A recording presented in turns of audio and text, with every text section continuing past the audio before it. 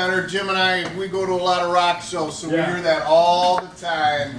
All the time. I can't hear you! That's right. That's right. Well, we are just absolutely thrilled with our next keynote speaker, and what is kind of cool. What we've been trying to do with these conferences is also provide a local / regional perspective on the different topics of conferences that we've done. And Jim and I, our speaker today, our keynote speaker, Jim Collins from JC's Comics and More, your pop culture superstore. We've known each other over 30 years. And for those that know me, I'm a huge fan of the t-shirts. I've done a little documentary on the t-shirt and popular culture and so on. And I used to buy my early comic book t-shirts at JC's Jim's store. Stop. Yeah, at Jim's store. And we've had this cool bond and connection ever since. And he also has introduced me to the whole world of comics and so on, as well as so many other folks in Northwest Ohio, Southeastern Michigan, throughout the state of Ohio, also throughout the country. Absolutely amazing. It's really a special opportunity. Please give it up for Jim Collins. From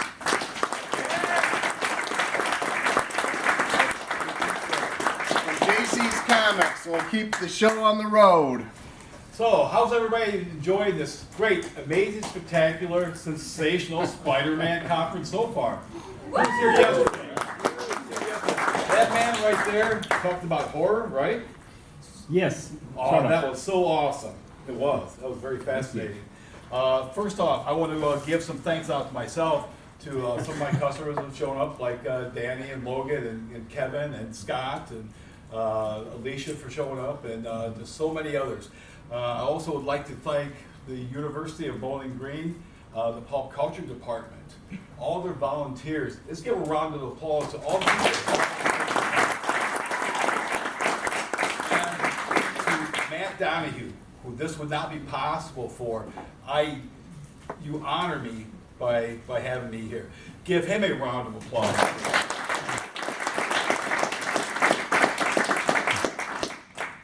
They're going to have me talk about selling Spider-Man, and all I can say is, yes, I sell Spider-Man. Questions? It's been my pleasure in the past 30-odd years to sell comic books. Spider-Man holds a very special place in my heart, being my favorite superhero from when I was a kid. Just to give you a quick story, I think it might have been Christmas of '68 or '69. I got Amazing Spider-Man 44 and 45 with the Lizard that year, and that was it. I was hooked. Met Stan Lee and John Romita at the Capital City Sales Conference in '92. And I took those issues, not the same exact ones, because they were destroyed and stuff, but I had new copies.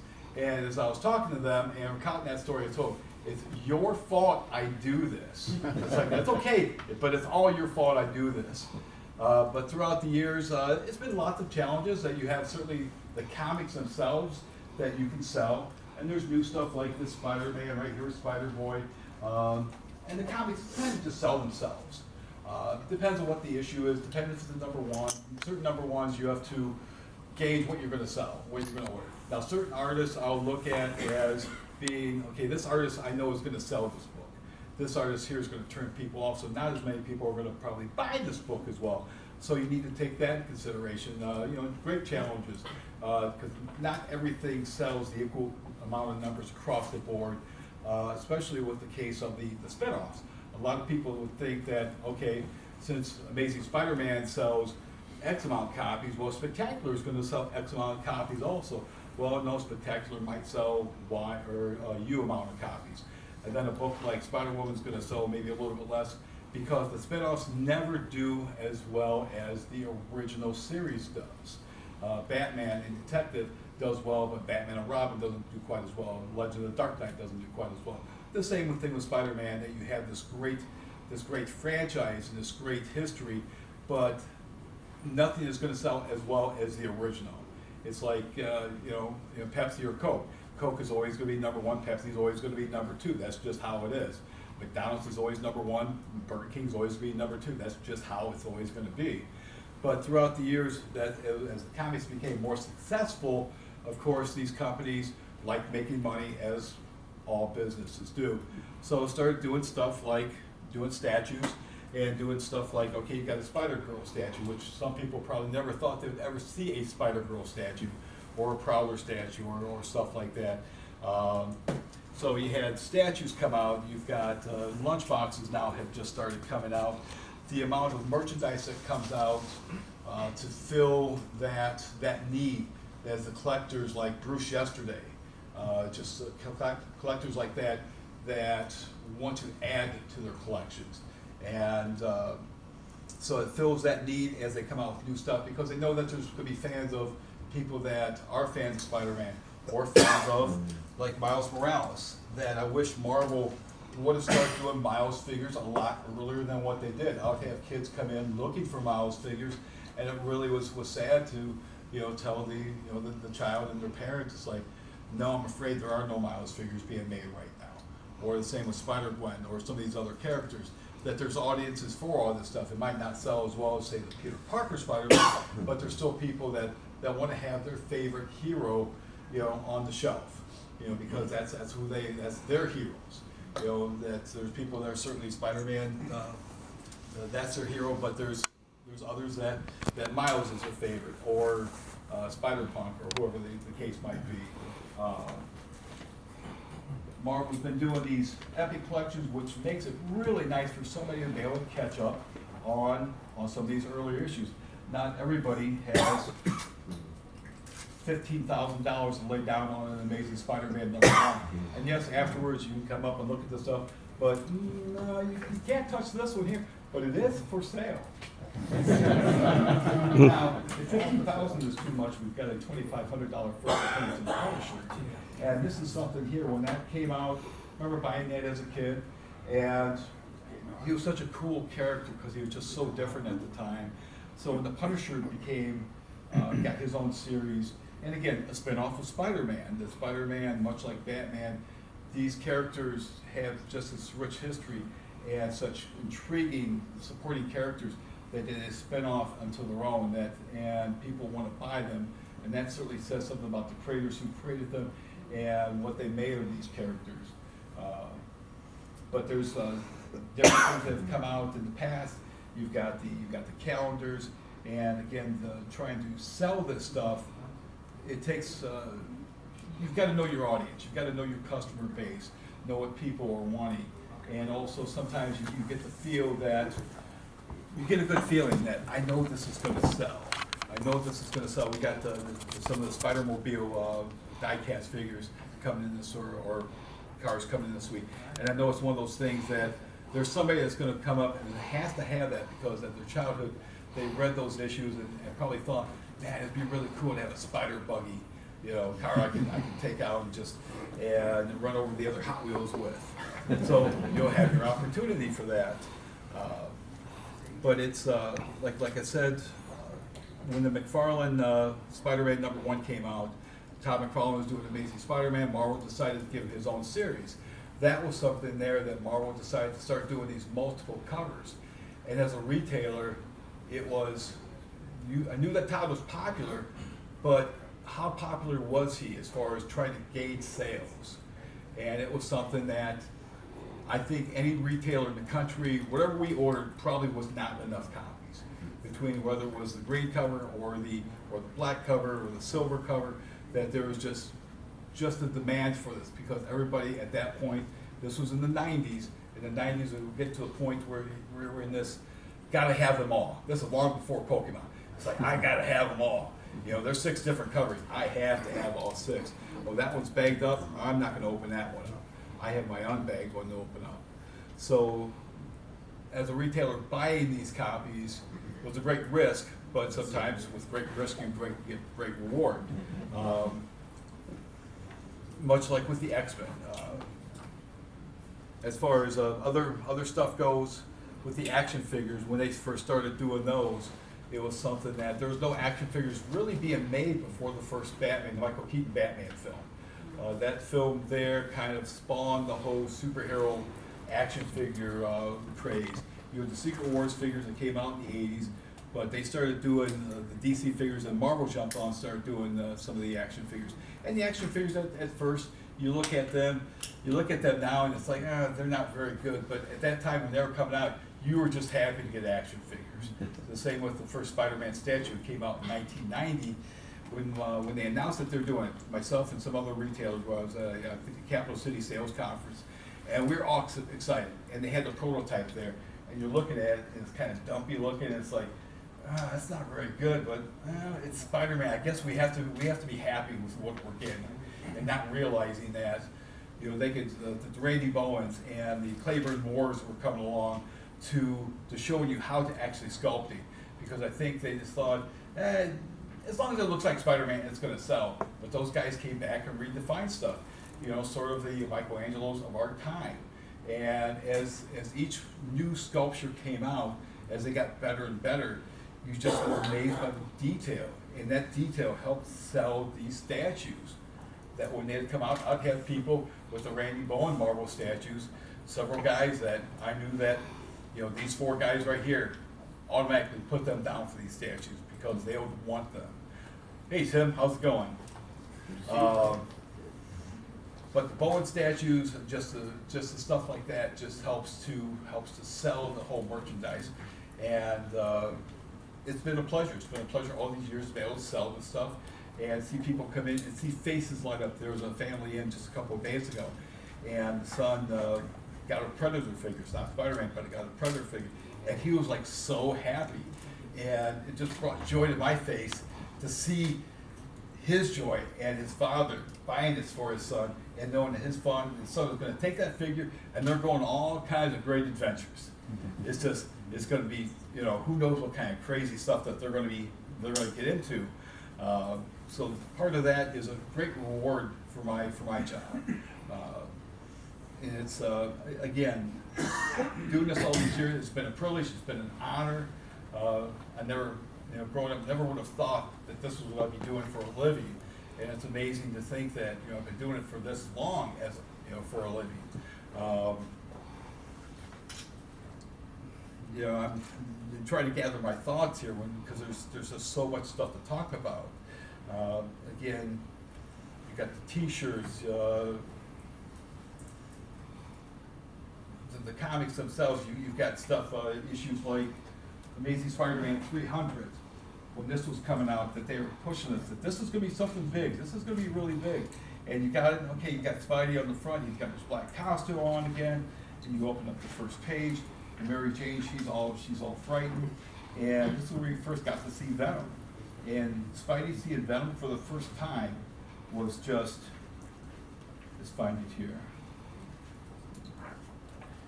You never saw anybody like this before, and it's like, okay, this character here, this might be my first time seeing him, but I think he's going places. You know, sometimes you get that feeling that you look at a character, you know that he's going to connect with the customers. He's going to be something that everybody is going to want to have a piece of. And there's other characters. There's been X-Men characters in the past, and even Spider-Man characters. There was a character called the Big Wheel. I think he showed up in Amazing Spider-Man 183, and that was the character that was just like, this is going nowhere. Or the Hypo Hustler in the disco phase, which is just like, what are they thinking here? But there's characters you look at, and again, with Carnage, when Carnage first showed up, you knew immediately that, okay, Venom was good, Carnage is going to be even better, because he's taken it to a different level. Some other things that Marvel did as far as and helps to sell Spider-Man is doing stuff like the What If. Now this came out long before I had my shop, but seeing stuff like this, they have people come in looking for back issues like this because people want those unique items. And this here being that, because what if Spider-Man did join the Fantastic Four in issue number 1 of Amazing Spider-Man? He showed up to get a job with the FF, not realizing they're not General Motors. But this explores that story, and again, it gives people a chance to relive and see again what if. when the movies came out, there was different magazines that dealt with the movies.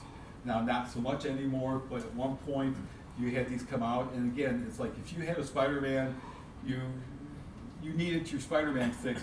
There was plenty of things out there to give you your Spider-Man fix, whether it's stuff like this here, or even children's books to get kids interested. You know, something that's nice and goes through and kind of gives kids a little background. And this is something I have to point on too, that a lot of people, there was a couple of the presentators yesterday talking about Stan Lee creating Spider-Man, okay, which is kind of true. He helped to co-create, but we can't forget the artist. Can't forget Steve Ditko. You know, Spider-Man wouldn't have his look if it wasn't for Steve Ditko. Stan gave it to Jack Kirby at first, and Jack Kirby's Spider-Man. I don't know if you've seen his version of Spider-Man, but we can all be thankful that his Spider-Man, we probably wouldn't be here right now if it would have been that Spider-Man. But Steve Ditko and the artists at Marvel certainly need their credit. That you have a writer that comes up with the ideas, but they're not perhaps talented enough to come up with the visuals. So again, it's a partnership between the two as far as, well, he created this, or they created that. Well, they kind of co-created it. It's like a, kind of going back, you know, if you want to use the Beatles with Lennon and McCartney, you know, that those songs that they worked on, would they have been as great if it was just John that wrote that song, or just Paul, that they worked and they created this magic? And the same with Steve Ditko and Stan Lee, and Lee and Kirby as well. Just the magic that they helped to create, and it's something that, you know, they should get their due credit. And I think the comics these days, they're starting to put in their, you know, credits, you know, created by, you know, Stan Lee and Steve Ditko, or Stan Lee and Jack Kirby, as the case might be.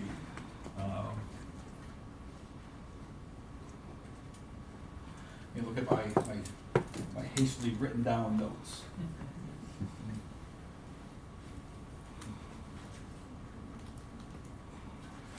And then there's events like when they do kill a character off.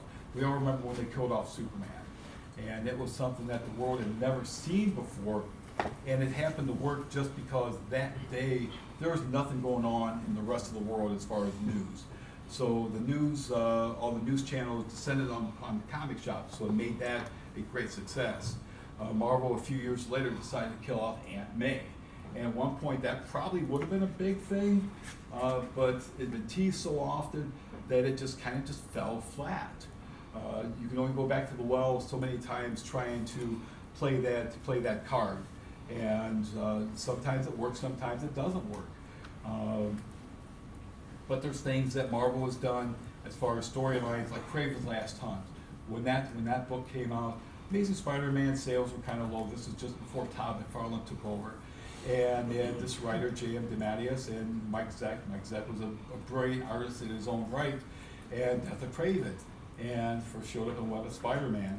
And read that first issue, and immediately after reading that first issue, you knew this was going to be something special. And that storyline there was probably one of the first storylines, I think, as far as just becoming an instant classic. Whenever anybody comes into my shop, say they're coming into my shop looking for something for their niece, their nephew, their brother-in-law, sister-in-law, you know, whatever, they're not a Spider-Man fan, that I will go to, is my go-to as far as giving them. It's like, read this. You know, do they have this? If they don't have this, give this to them. You know, they're not going to be disappointed. If they're disappointed, bring it back. They can exchange it for something else.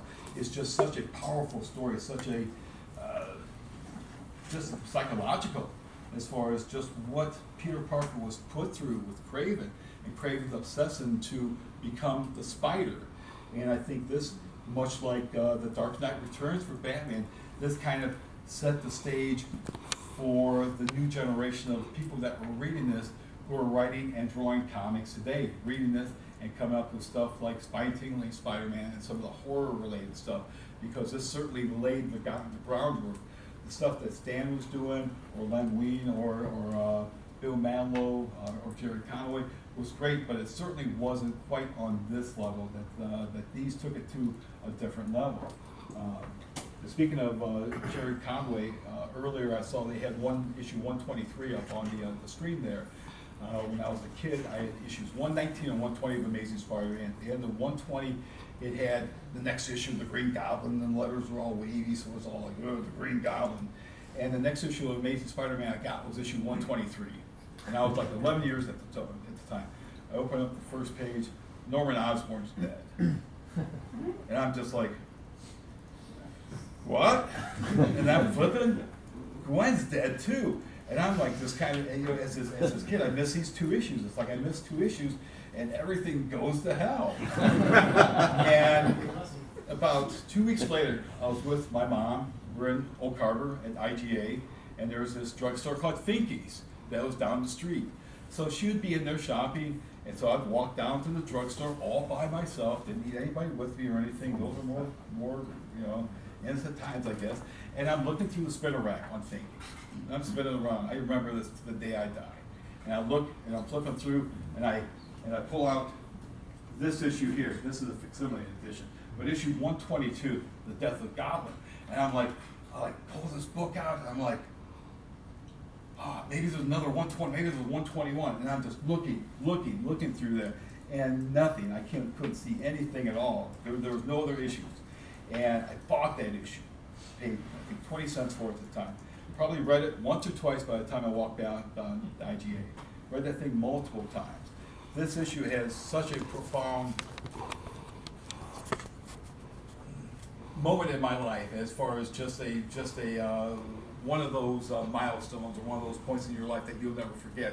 That in there, that cops show up. He tries to go after the Goblin, and Spider-Man decides that he's going after the Goblin. He's, you know, whatever it takes. He's coming to an end, and he finds an old warehouse where the Goblin is. The Goblin tries to ambush him, and Spidey isn't. He's not his usual wisecracking self. That he's now business, and the Goblin's shooting at him, and he jumps on and kind of damages his web lighter, and the Goblin goes off, and he's like, my jet flyer, you unthinking fool, you ruined it. You'll pay for that, Action Parker, and I promise you'll pay. And Spidey's there. It's like, we living in the same universe. You killed my woman, Goblin, and you're raging about a blasted bargain basement toy, and they're fighting. It goes back and forth, and Spider-Man's just losing control and just beating the tar on him before he comes to his senses. And he kind of just comes back. He's in this berserker rage. And the Goblin's just kind of that he's not worried. He's controlling the glider, and the glider comes and it's going to impale Spider-Man, kind of like in the first of Tobey Maguire movie. That was a great point in the movie. You know, for myself, it just hit home. And Spidey, of course, with his spider sense, he ducks out of the way. The guider impales the Goblin, and you have to forgive me a little bit if I get a little emotional. But it impales him, and the panels say, and so do the proud men die, not crucified on a cross of gold, but on a stake of humble tin. And that's just like stuck with me for years. Just, you know, that's just like just powerful. And as an 11-year-old reading that, just, you know, just what kind of impact that had. That these are comics, but by both the Goblin and Gwen being killed, you know, these are fictional characters. But as you read them, especially as a kid, if you start reading comics as an adult, I'm sorry, you just don't know what I'm talking about. As a child reading the comics, growing up, you know, you became more emotionally attached to these things. And to have them that, you know, you lost somebody, you know, that you've known. And even though the villain died, you're not happy that he died. You think maybe he got what he had coming to him, but it's something that those comics, certainly death had a lot more meaning than what it does in the comics these days. You know, I'm getting off, you know, sidetracked a little bit, but just a little bit as far as why I do this. again, it's stuff like that that my love for comics was certainly cemented, and it helped to just bring it to the forefront. And I have to thank my parents for not, some kids as they get older, their parents is like, all right, yeah, well you're going to visit your grandparents this weekend. We're going to take care, and we're going to just clean your room out. All that stuff has to go in cool Spidey shoes there.